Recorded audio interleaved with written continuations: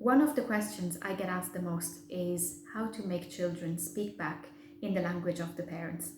There are many, many reasons why children prefer sometimes or choose to speak the language of the majority, which is often the language they use in school or in play school. And there is no one single answer that can make the magic immediately. I suppose there's different reasons also at different ages. So maybe a young toddler may refuse to speak the language for a while because they may have changed the environment and they find themselves in a play school or preschool where they're surrounded by speakers of the majority language. And that sort of has an impact on how they view each of their languages. But maybe for a primary school child, the reason is very different. And the reason sometimes is driven by emotions, but also sometimes about how much children know a language.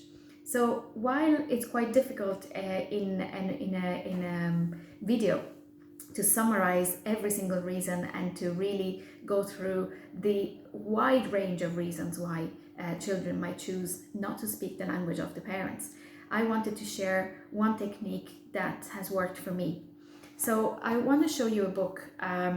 This is not a book that I've used because it's in English, but it's a book that I love to show you because of the pictures. What you see, if we're talking especially of children between the ages of 3 and 5, 6, what you see in this book is that there's a lot of detail. So with a young baby, when you're reading together, you might be looking at really bright and very big pictures, and babies are really attracted by contrast. So books that are black and white or books that have very big and colorful, bright, shiny shapes. As children get older, they really love to look at the detail. So in this book, for example, one image that I like very much is this one. So the story is the story of a young girl who wants to, she makes hats for everybody, but the mountain is cold and she wants to make a hat for the mountain. So if you look at this picture, of course you can read the book, and always when you're reading books with children, always show them the pictures because that's what they're interested in as well. They want to always look. So you can read a book like this to your child and share. That's why we call it sharing books, because you're both sharing attention onto what you're discussing. So you can of course read the book, but also you can discuss what's going on in the picture. And then if you look at this image here, you will see how much detail there is. Okay, so in this picture you see that there's a girl who is knitting a hat for the mountain. You can obviously ask a lot of questions about this. Why is this wool? And you can give your child the word for wool. And also these animals are building a very big fort, actually, or almost a ladder to get as high as possible to put the hat on the mountain.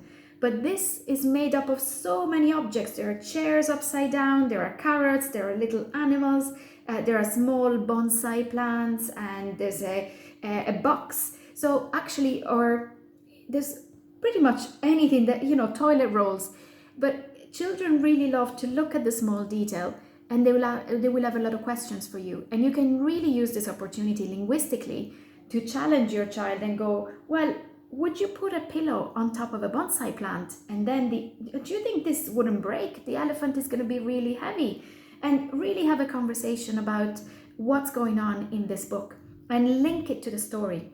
So of course, we've said it's very important to read to children in your mother tongue, but when you're hoping for your child to speak back to you and to have a conversation, storytelling can be really important. Story reading and storytelling can be really important, because through the book and through the story, you can really immerse yourselves in this imaginary world, and you can make this space a language space. So you have to find a spot in your house where you can just concentrate on this activity, where you can just be with your child, reading the book, talking about the pictures, asking each other questions. Ask the questions in your mother tongue, and probably the first time your child, if he or she is reluctant to speak the language, won't be asking a question in that language, but you can. And you can also rephrase what they've said. So they might say, "Oh, mommy, why do you think the hat is red? Maybe the mountain doesn't like red," in English. And you might be able to answer in your mother tongue, but also rephrase some of the things that they've said in your mother tongue. So you're giving them the vocabulary, you're giving them the language skills that they need in order to use this language the next time.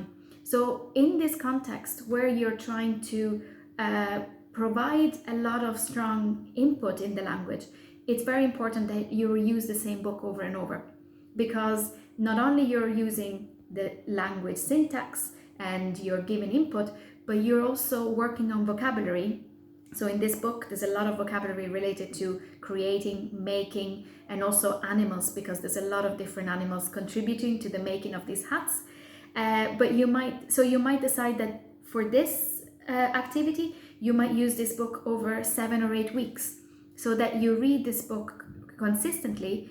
And you will find that if you ask questions over and over, and it might be different questions, but you're always asking questions about the same topic, you will find that if you encourage your child to respond back, and if you give them questions that they can use with you, they will respond really well. So slowly they will start to ask you questions, or to comment on the book, or to really discuss the story. And also, because this story is about nature, when you're out on a walk, why don't you use the same questions to talk about mountains and trees and animals in your mother tongue? So then you're linking back what you've learned through the book also to your real life. So this is just a quick tip to use books and to use storytelling to encourage your child to use your mother tongue more.